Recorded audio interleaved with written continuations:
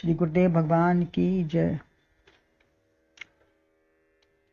श्रीमद् भगवद गीता के 5वें अध्याय में श्री भगवान ने कर्मयोग और संन्यास योग का वर्णन करते हुए दोनों का समन्वय किया और भगवत प्राप्ति के उपाय व साधनों का अनेक प्रकार से वर्णन किया। कैसे हम भगवान की प्राप्ति कर सकते हैं कर्मयोग और संन्यास के द्वारा। इंद्रियां, मन, बुद्धि सब बस में हो, जिज्ञासा हो, मोक्ष की इच्छा हो, फिर मन के विकार सब नष्ट हो जाएं। जितेंद्रियता में विकार न आने पाएंगे। जब जितेंद्रिय हो जाएंगे, हमने मन इंद्रियों सबको बस में कर लिया है, तो फिर विकार कहाँ से आएंगे। 28 में भी यही कहा, जितेंद्रिय मोक्ष परायणा मुनि, इच्छा भय क्रोध से रहित मुनि सदा मुक्त है। वह सदा मुक्त ही है। बंधन कारक है इच्छाओं की डोरी और कठोर बेड़ी है भय की। क्रोध की है जलती लपटें, क्रोध होता है जलती लपटों की तरह, किंतु राजी हैं हम उसी में जिसमें तेरी रजा है। अब यूं भी वाह वाह है, यूं भी वाह वाह है। मिल गया तो ठीक, राज्य चाहे विश्व का मिल जाए या घर का मिले या ना मिले। सुंदर भोजन मिला तो पर्व है, अन्यथा एकादशी है। आराम से घर में है तो ठीक, अन्यथा तपस्या में जीवन है। भगवान की इच्छा में अपनी इच्छा मिलाना है। जैसा तुम चाहो वैसा ठीक है। सृष्टि की कथा भगवान लक्ष्मी जी को सुनाते हैं। मान पतन, जन्म मृत्यु, यही सब कथा है। यह भी हमें भी सुनना है, उसमें हुंकारा भी देना है, तब तो ठीक है। यदि हुंकारा ना देकर अवज्ञा की, हूं की जगह ना कर दिया, हुंकारा देना हूं और नहीं करना नहीं, तो भगवान ने हूं कहा चाहा और हमने ना कर दिया, तो यह अवज्ञता है, अनुचित है। तो इससे इच्छा भय क्रोध कुछ हमारा शांत ना होगा। संसार सरोवर सूख गया तो प्रतिबिंब कहाँ पड़ेगा। यदि हमने अपनी इच्छा भय क्रोध सबको समाप्त कर दिया, अपनी इंद्रियों को बस में कर लिया, तो संसार सरोवर हमारे लिए सूख गया। फिर प्रतिबिंब कहाँ पड़ेगा। फिर कोई भी चीज का प्रतिबिंब न मिलेगा न पड़ेगा। जैसे अच्छा लेखक कोई बढ़िया कथा लिखे तो सुखपूर्ण पूरा जीवन आदमी सभी चाहते हैं, सब चाहते हैं कि मेरा शांति में सुखपूर्ण जीवन पूरा बीते, किंतु ऐसी कथा लिखी हुई पढ़ने में संतोष न देगी। अगर ऐसी कोई साधारण कथा है कि सुखपूर्ण आराम से कोई रह रहा है, तो वैसा कोई दूसरा आदमी ना सुनने में उसको खुशी होगी, ना उसको जीने में खुशी होगी। साधारण क्या करेगा।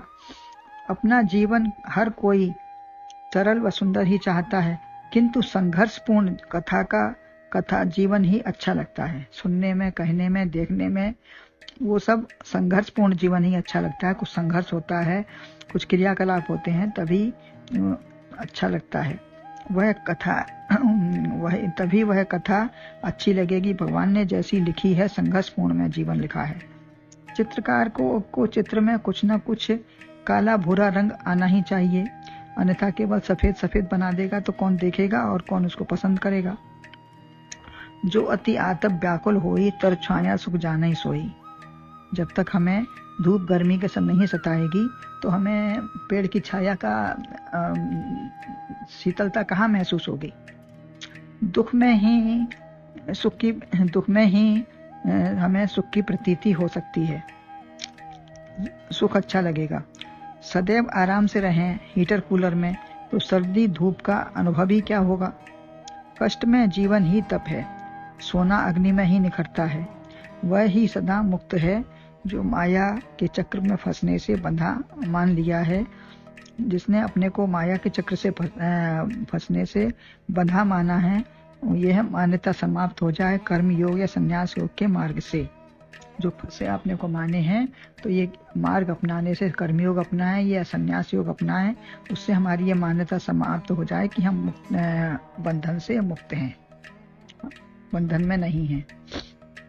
तो ये 29वां श्लोक बताता है इसी भाव में, भोक्तारम यज्ञ तपसाम सर्वलोक महेश्वरम सुहृदम सर्वभूतानाम ज्ञात्वा माम शांति मृच्छति। जाने मुझे तप योग भोक्ता लोक स्वामी नित्य ही, सब प्राणियों का मित्र जाने, शांति पाद पाता वही। अन्वय है, माम यज्ञ तपसाम भोक्तारम सर्वलोक महेश्वरम सर्वभूतानां सुहृदयम ज्ञात्वा शांतिम रक्षति।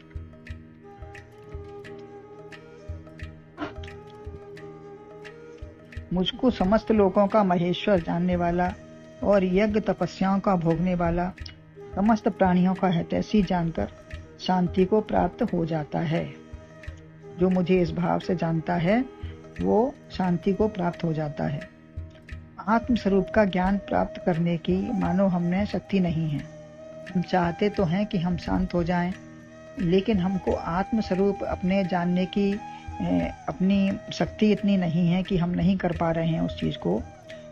और पार होने का भी हमारा पार होने के लिए भी जैसे जहाज, नौका या स्टीमर चाहिए, अथवा बस कुछ न कुछ चाहिए पार होने के लिए, तो हमें कोई साधन चाहिए ऐसे ही। तो वो साधन भी हमको नहीं मिले हैं या नहीं हम समझ पा रहे हैं। अथवा बस जैसे वसुदेव भगवान कृष्ण को लेके जाते थे तो जमुना घुटने तक हो गई, या तैर कर पार कर ले सकते हैं। यदि तैरना भी ना आता हो तो बहुत सरल बात बताते हैं, अष्टांग योग या आत्मचिंतन नहीं बनता है। यम नियम आसन प्रत्याहार धारणा ध्यान समाधि इंद्रिय निग्रह या ध्यान बुद्धि को जीतना, समाधि सब प्रकार से लीन हो जाना परमात्मा में, ये सब जो अष्टांग योग के साधन हैं, इतना साधन ना भी बने तो सरल साधन प्रभु प्राप्ति का बताते हैं कि पहला स्वयं स्वामी ना बनो। हम किसी के स्वामी ना बने, अपने को सबसे छोटा मान के रहें। भगवान जो सबका स्वामी है उसे ही स्वामी मानो। समझदार बड़ों को अपना स्वामी मानता है।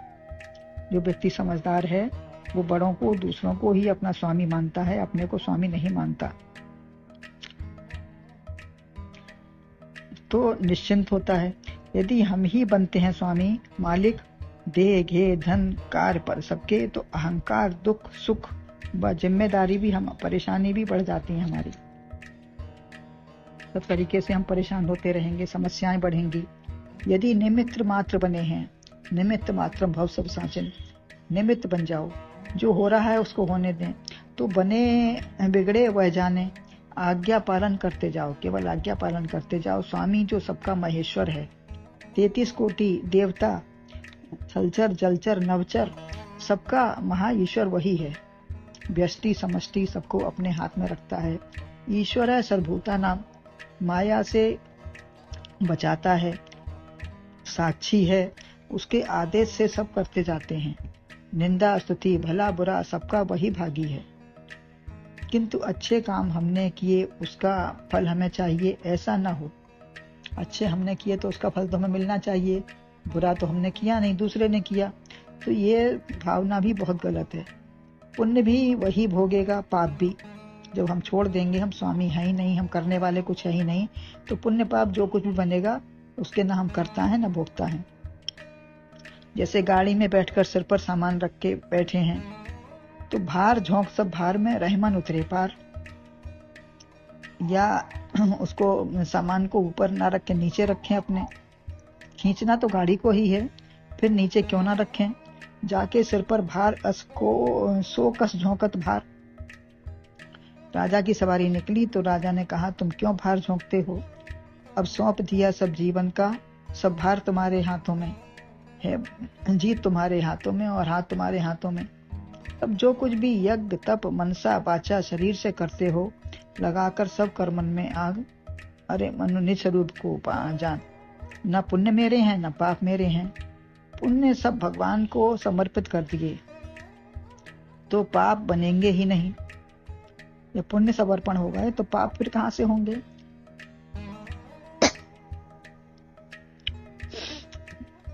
कोई भी जंजीर लोहा सोना की तुमको नहीं बांधेगी।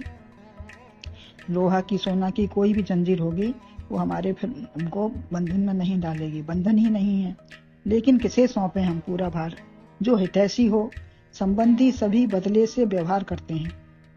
संसार में जो संबंधी हैं वो सब बदले से व्यवहार करते हैं, लेकिन मित्र ऐसा नहीं है। देखता सदैव हित, मित्र ऐसा नहीं है।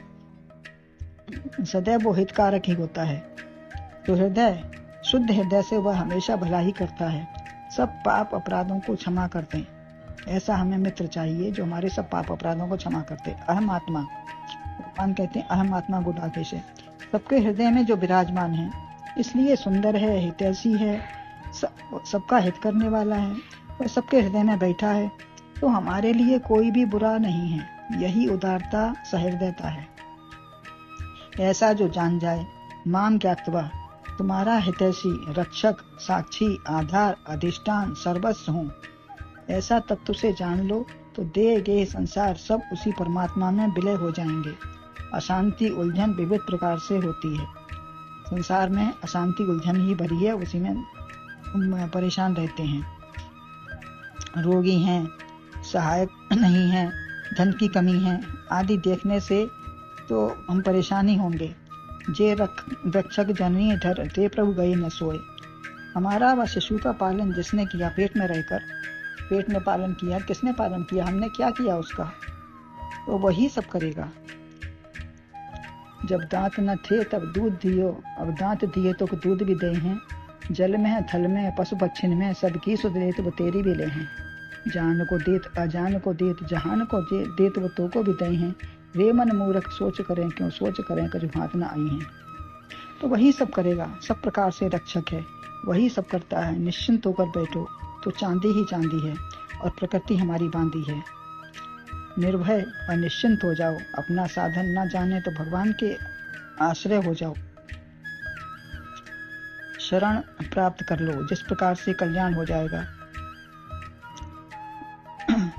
दूध में पानी की तरह नहीं बनो, जो किसी यंत्र से या हंस अलग कर देता है उसको, वरन पानी में पानी की तरह मिलो। मिलने में आनंद है, बिछुड़ने में कष्ट है। एक ही ध्वनि उच्चारण व भाव हो कि प्रभु मेरे हैं, मैं प्रभु का हूँ, मुझसे अलग नहीं है। बोलो गुरुदेव भगवान की जय।